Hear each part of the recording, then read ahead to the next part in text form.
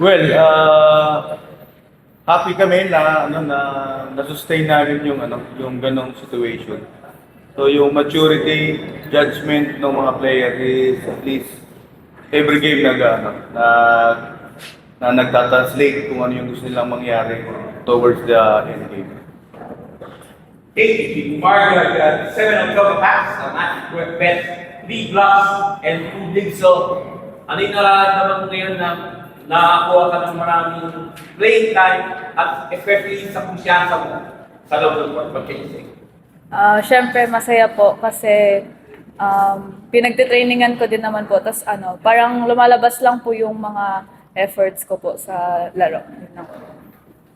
8 to Cassia, 14 excellent sets, 2 attacks, 2 blocks, 1 7 8 and 2 digs. So, yun na nga.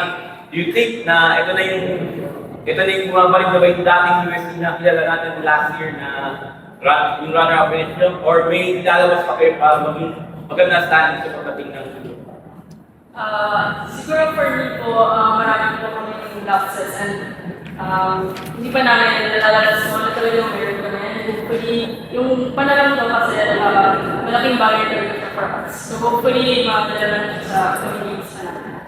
Thank you, Cassie. Thank you, Floyd.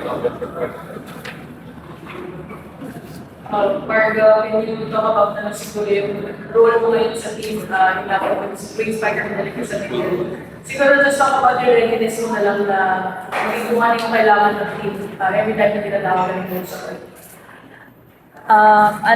May times po talaga na di ko po talaga alam kung ano yung papasukan ko. Tas na lang po, siguro kapag sa training, lahat na lang po ng drill sumasama ako para paglaro, like hindi na po ako magulat or parang prepared po ba kung ano po yung ibibigay po sa akin na role. Coach, ano na lang masasabi ko kay Margo na talagang ready to fill in. Tulungan ko lang si Marga mag-Tagalog medyo nahihirapan.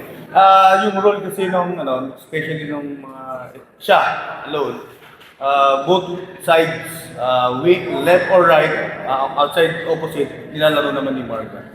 Then yung sabi niya sa training namin, basta kailangan meron siyang touch sa middle, hindi pwedeng mawala kasi nga puro situational na yung mga nangyayari sa adjustment. So yun, hindi naman ito bago dun sa pagiging middle. So mas madali na yung few adjustment para sa kanya. But still, yung pagiging wing spiker na kailangan nakakabit pa rin sa kanya kasi nga medyo nagkakaroon kami ng hindi naman lack nung especially sa wing spiker.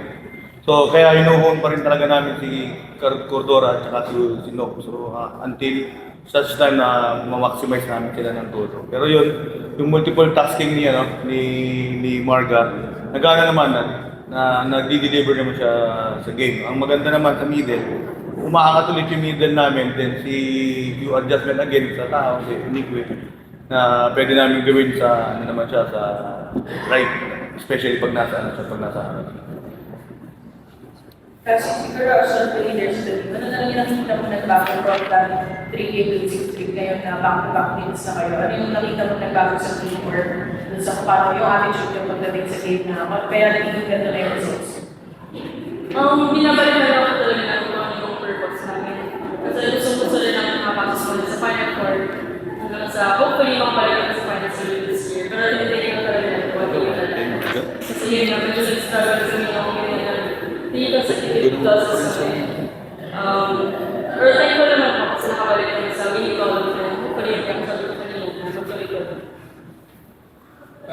Kasi may mga 6 players with at least 5 points kasama na ito. Siguro heading to the Final Four na push na players, di gano'n lang pa-importante na ikaw yung susi na magpapataas ng kumpiyansa ng lahat ng players na pumapasok sa For me po, sinusubukan ko lang din talaga magpakondisyon mentally and physically kasi alam ko ang malaking work na ginagawa ko sa team na to.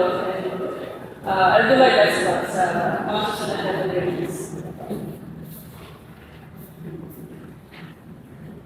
So, ito na yung nasa, at least sa third place na kayo at this moment. So, with 3 matches remaining, so ano yung mindset ng team right now para makuha niyo para makahapon pa kayo sa twice?